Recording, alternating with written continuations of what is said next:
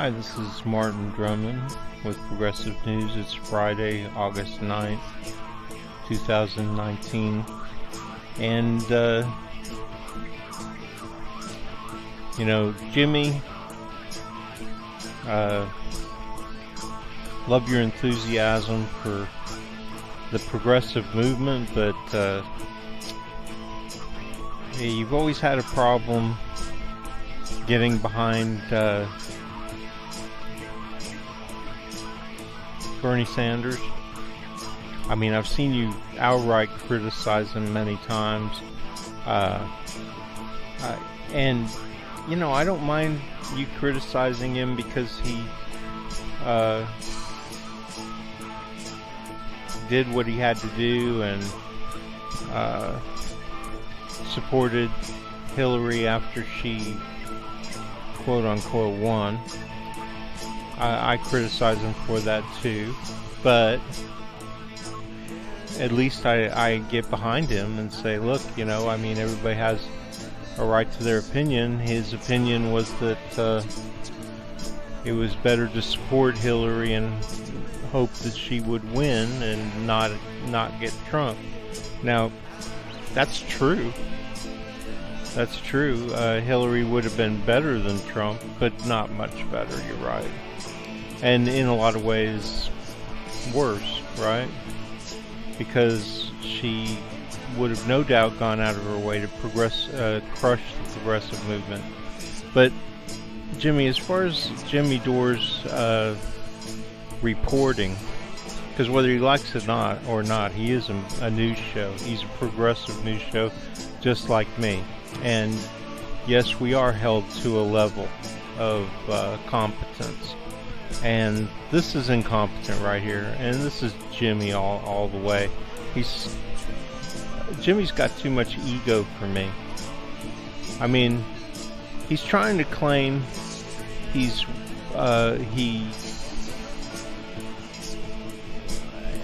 trying to claim something that's not true. He's trying to claim that the establishment Democrats have already figured out a way around not using super delegates. Well, they haven't, because we haven't gotten to the convention yet. There is no lack of a clear majority, and I'm not quite sure what that means. I don't remember seeing anywhere exactly what that clear majority is that would eliminate superdelegates. So you have the first round. If somebody comes out, and I'm telling you, man, Bernie is going to beat everybody. There's not going to be any, I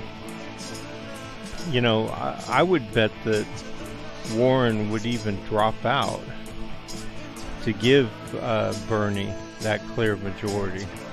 If she doesn't, if she doesn't, then she'll be solely responsible for the superdelegates picking. And here's the thing is, there hasn't been a tie since like 1952 or something like that. So the idea that somehow the establishment Democrats could arrange a tie so that the superdelegates got to pick is ridiculous. And why aren't we doing something about superdelegates anyway? Why aren't we making sure that superdelegates are not establishment? I mean, we should be making a major push in that direction. A major push to change the makeup of superdelegates so that they're not all establishment Democrats, which is what they're saying. I don't know if that's true even. How many superdelegates now? I mean, haven't we changed all the superdelegates since 2016? Or are they the same old piece of shit people? So, so listen, watch Jimmy. Watch Jimmy claim he's some kind of, watch him claim he's not a jack-off comedian here. And so they got rid of those superdelegates voting. They didn't get rid of superdelegates. They got rid of... Well, first of all, that's wrong. They didn't get rid of them voting. They got rid of them voting in the first round. Or they got rid of the second round. So if you have a clear majority in the first round, that's it, right? If you don't, it goes to the second round and the superdelegates get picked. So anyway, he's claiming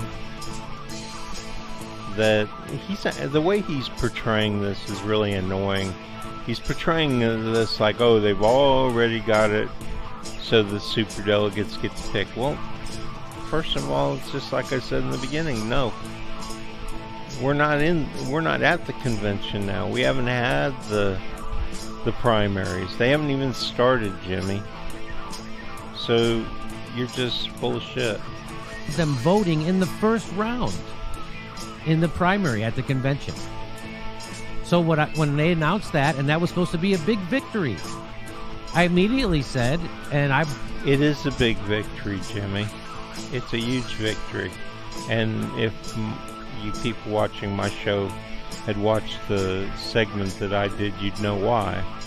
Because, as I just said, it hasn't gone to a second round. There's always been a clear majority going all the way back to 1952, I think. So that's, going on 100 years. I mean, it's not likely. It's highly unlikely. I mean, let's face it, at this point, it's going to whittle its way down to Warren, Sanders, and dipshit. I forget his name. I can't remember his name. So the guy, Obama's forced upon Obama as VP, Vice President, that guy. Jerk. The guy with the slippery hands, Guy who can't stop touching and kissing little kids and stuff like that. So, and I'm not implying that he's a pedophile, but I think he probably, you never know, right? So, let's say it does come down to them. Well, Mr. Slippery Hands is out. He's out. He'll get killed in the primaries. Warren is not going to beat Bernie because she opposed him. She'll become viewed as bad as Mr. Slippery Hands because it'll become clear that she's still backing, or even if it's not clear, people will say, well, yeah, that's what it is. She's the white America establishment Democrat. She supported Hillary Clinton. She tanked Bernie in 2016. And unless most of America wants that, which I can't imagine after learning all about, because in between now and 2020, they're going to find out, right? The rest of America is going to learn. I mean, can you imagine the documentaries that are going to be run over and over and over again about how the establishment Democrats fucked Bernie in 2016, about how Elizabeth Warren fucked Bernie Sanders in hopes that she could be vice president under an establishment presidency? Because whether you like it or not, Democrats and Republicans have discovered the truth about how this country has been run by the establishment going back at least 60, 70 years now, right? Since the 60s, for sure in the 50s, 30s, all going back to the turn of the century, right? Going back to when we had the rise of the elite, J.P. Morgan, Carnegie, all those people. Bushes, Harrimans. So can you imagine how much more educated over the next year? I mean, unless we decide not to educate them, but I don't see it. I mean, I think that even mainstream media is going to find the allure of, because that's numbers, right? I mean, you're going to pick up a lot of viewers when you start producing exposés on how the Democratic Party, not the whole Democratic Party, but the establishment Democratic Party, the Clintons, the Obamas, all these senators like Schumer and everybody, and even how they got black senators and congressmen, and not so much the women, because most of the black women are smart enough not to go for this, but boy, they can sure drag out a few black men, can't they? How they all got together to screw Bernie out of the nomination, and how it resulted in 4 years of Trump. And thank God if we finally get this, what I'm talking about, this education through the media as to what really happened in 2016, it's going to be all over for Trump. I mean, there's no way he's going to win, because all the people who voted for him because he pretended like he was going to be the candidate of change. He pretended to be Bernie Sanders. He absolutely tried to pretend. He was for Medicare for all and all this. So if, I mean, and then how stupid would it be? Oh yeah, Biden, that's his name. To run a guy like Biden. Or even a fake Bernie Sanders like, Warren's not that fake. But let's face it, she's just from the wrong side of the tracks. Bernie's, dragged to the police station by cops for protesting in the 60s or 70s against segregation and shit like that. He went to Nicaragua so he could learn the truth about the United States, trying to fuck the Nicaraguan people out of their democracy, with a guy like Somoza, who's just a killer, right? Just a killer. So, anyways, so that's how I see it playing out. But this Jimmy, now I'm not going to argue with you. I'm not going to say that I wouldn't have preferred to have gotten rid of superdelegates altogether. But at the same time, what do you do if some lunatic fringe grabs the party? Don't you want any control? No, you're right. I don't want control either. So yeah, I would like to get rid of superdelegates altogether, but you're acting like this is nothing. Oh, they're going to find a way around it. Okay, so Jimmy, in a year, if the superdelegates get to vote in the second round, you can tell me I was wrong, okay? I'm sure I wasn't the only one who said this. What they're going to do is now flood the race with as many quote-unquote progressives to fake people out, split the vote, make sure it goes to a second round, and then the superdelegates are going to get to choose. But the quote-unquote progressives haven't got any. I mean, they're polling behind below 9%, and only 2 of them are polling above 9%, and the rest are polling tiny numbers. Less than 1%, and that's going to just get worse. And the pretend Bernie Sanders, the Bernie Sanders copycats, I mean, people are going to find out. People are going to find out that, Where were they in 2016? Why didn't we hear about them in 2016? Why didn't they come out and challenge Hillary Clinton? Well, because Bernie was the only one. And we had to beat down people's doors to get Bernie, Bernie, I mean, we were being crushed on Facebook for not supporting Hillary. And we had to, first we went for Warren, and then she didn't want to do it, and Bernie just seemed to be like, hey, wait a minute, there's a bunch of people out there who want an alternative to Hillary Clinton, the shill. I'll do it. And that was great. Well, lo and behold, here's Pete Buttigieg. He's playing out that exact strategy. It says, Team Buttigieg.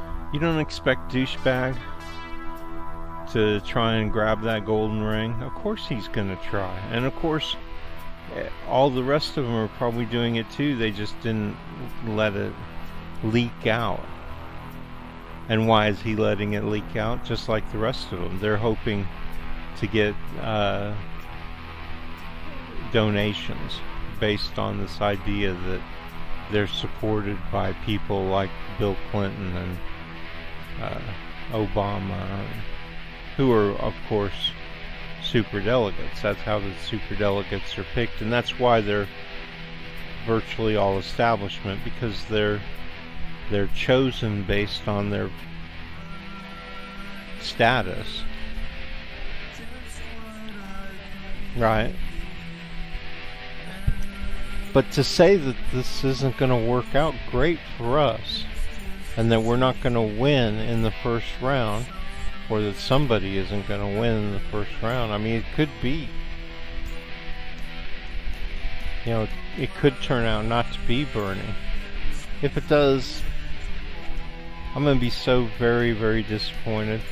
I will be watching in the future to see how the progressive movement does, because my theory is that if Hillary Clinton had won in 2016, won the presidency, that she would have used that power to crush the progressive movement, and that we wouldn't have people like AOC and Ro Khanna and all these people, that they would not have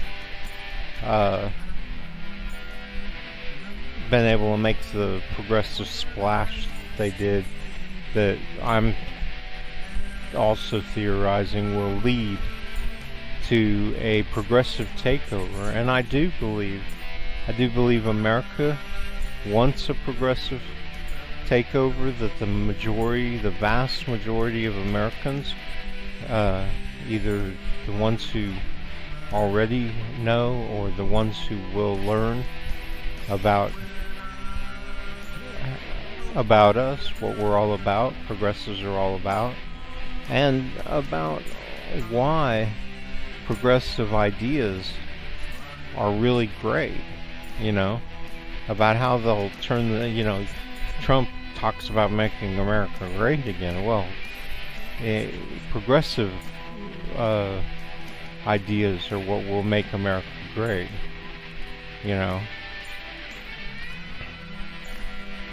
Trump's and the establishment Democrats' ideas for that just make the rich richer, and then they can jump up and down saying, oh, look at Wall Street, look at the stock market, look at how rich our rich people are. Yeah. Instead of looking, because they want to divert attention from how poor our poor people are, and what doldrums the vast majority of America lives in this debt-driven economy, where people are just where it sucks. I mean, we're like cattle, we're like sheep, we're not allowed to participate in our own future.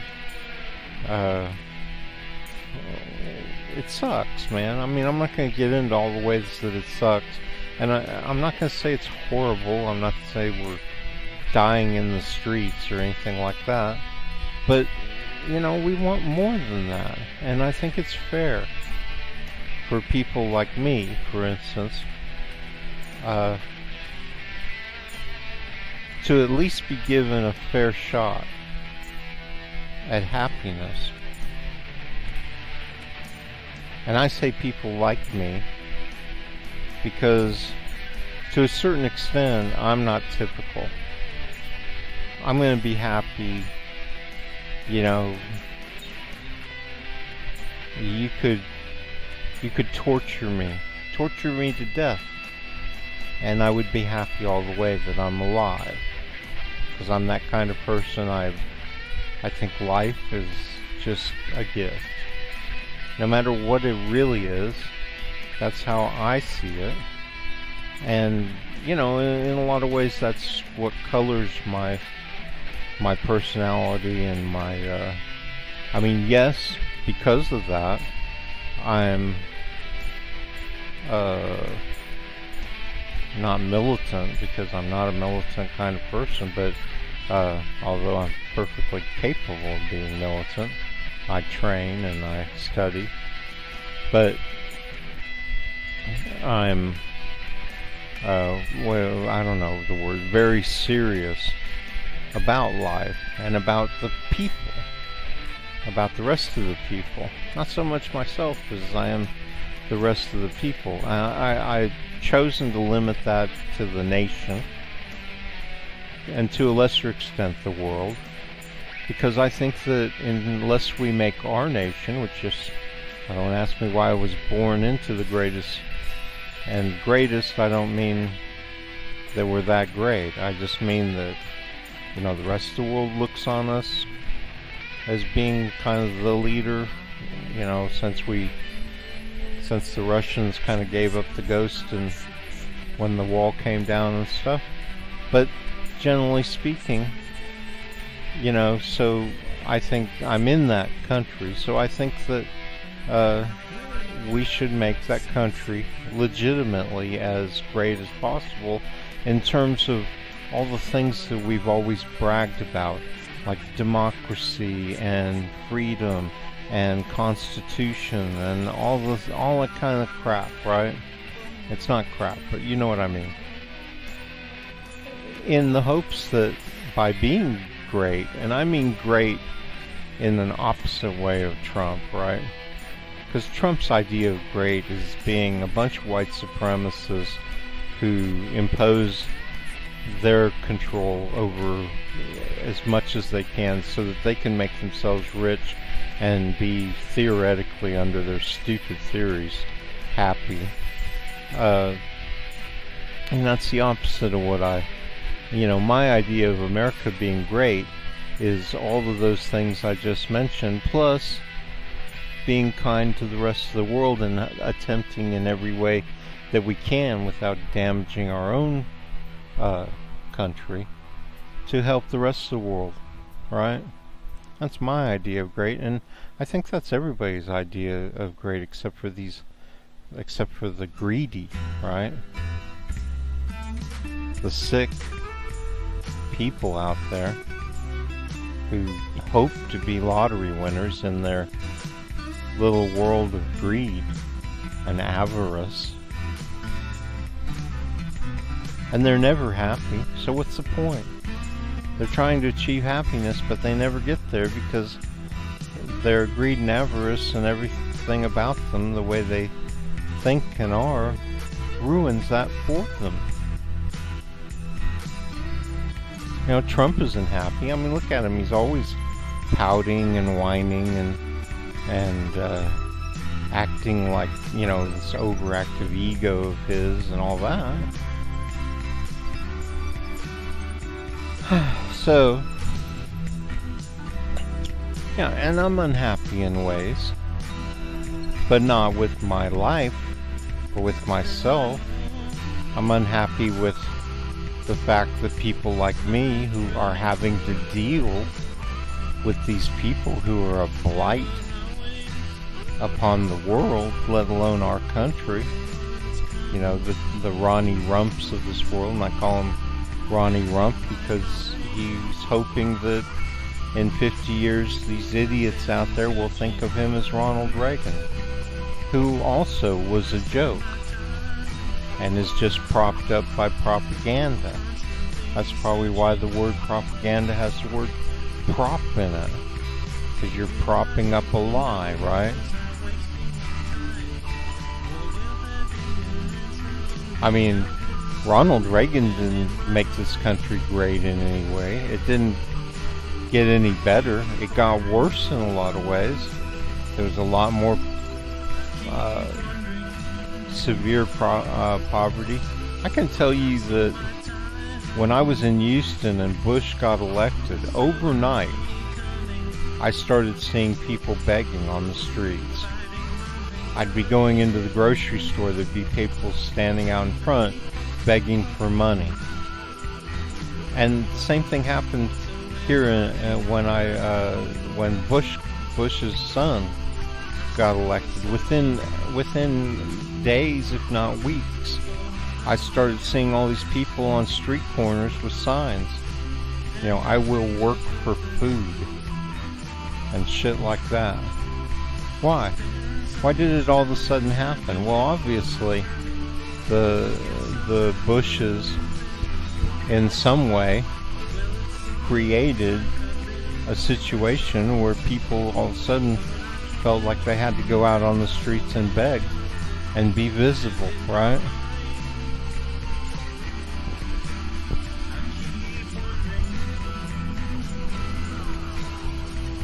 So, anyway, look, Jimmy,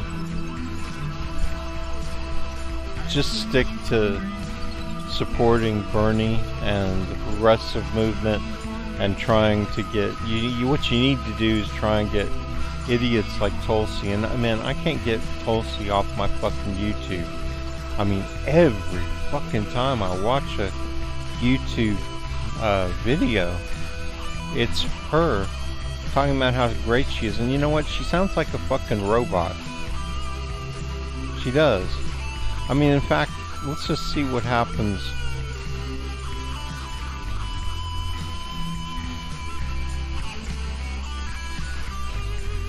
Well, I'm in my playlist here.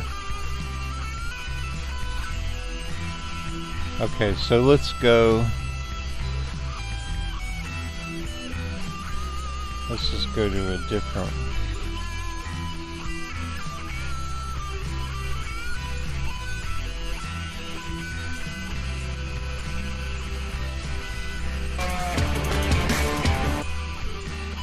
The topic of gun control. Okay, unfortunately, these are all. Okay.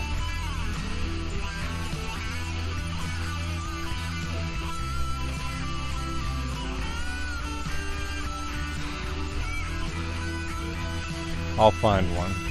I will. So mainstream media's laws.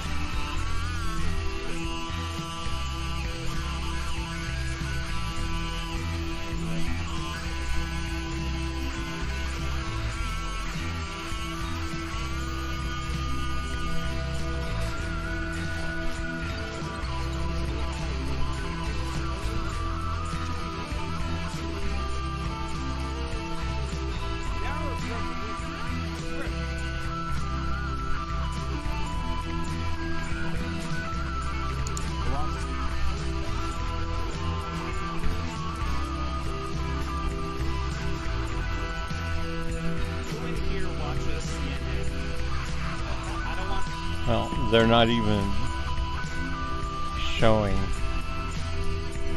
ads, so I can't show you. I mean, how often do you go through 30 or 40 different videos on YouTube and they don't show an ad? What the fuck is that all about?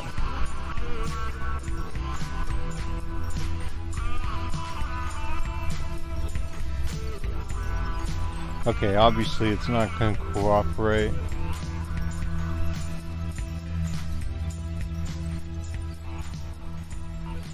and I have no idea what that's all about. But I couldn't get away from her. I mean, and her voice is so fake. I mean, not her. Well, her voice is like a robot. She talks in a very. It's just annoying as fucking hell. It's like she's memorized what she's gonna say. Well, that's probably it. And then, what she says is so scripted, and her voice sounds like it's very monotone, and she talks very much like this, and I mean, her whole history and everything is so career politician, and to me, career politician and establishment Democrat are very much alike. Not exactly the same, but a lot alike.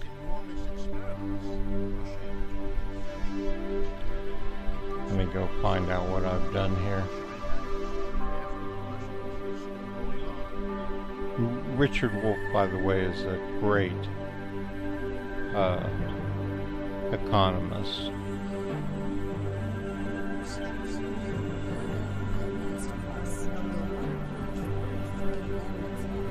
It's really strange that they've gone back to ads without Tulsi. Maybe Tulsi spent all her money or something. But what is that?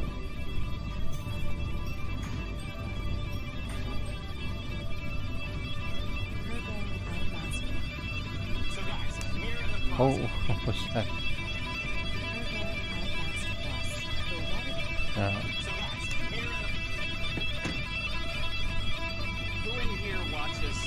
Maybe it's because I watched all the ads on these. I mean, or you know, went through them.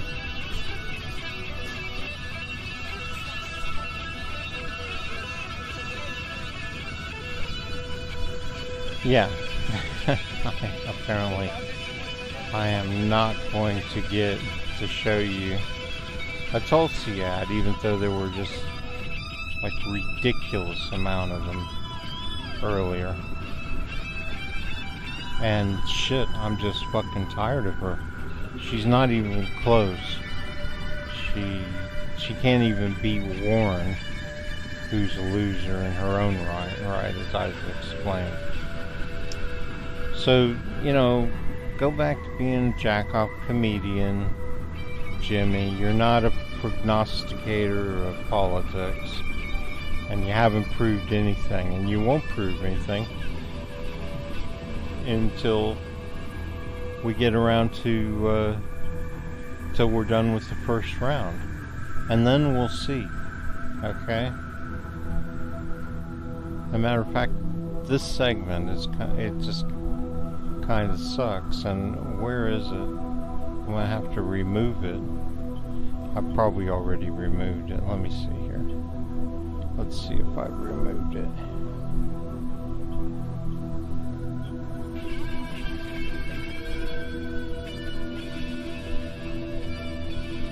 There, now I've removed it.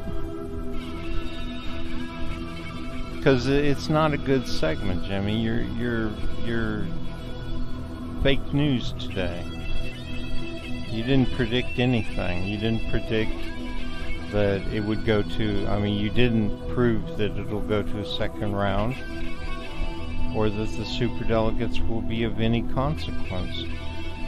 I mean, just face it, Jimmy, you're